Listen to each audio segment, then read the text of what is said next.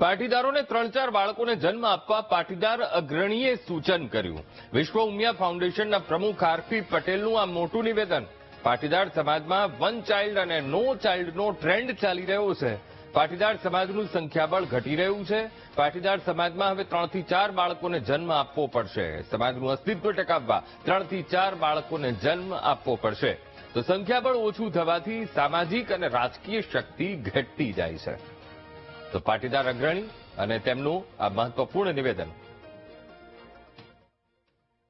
ભ્રૂણ હત્યાનું દૂષણ આપણા સમાજની અંદર ઘણું મોટું ચાલ્યું.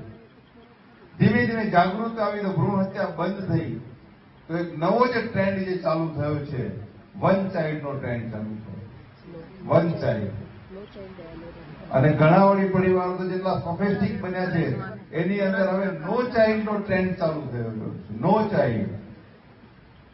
ક્યાં જઈશું ને ક્યાં અટકીશું ને એ ખબર નથી પડતી.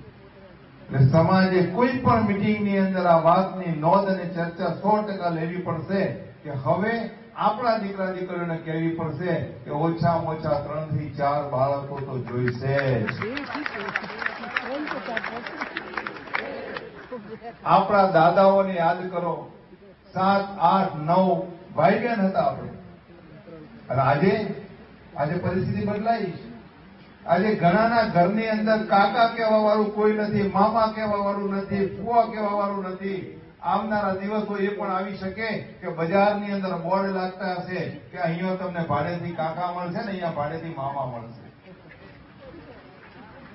આજે જે વાત આપણને હાસ્યાસ્પદ લાગે છે ને એ આવતીકાલની હકીકત બનવાની છે.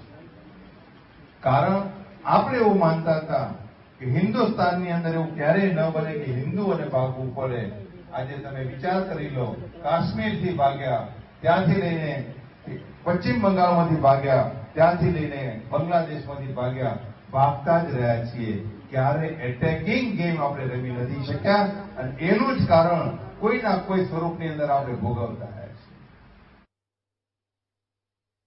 તો સમાચારમાં હાલ બસ આટલું જ. રજા આપશો. નમસ્કાર.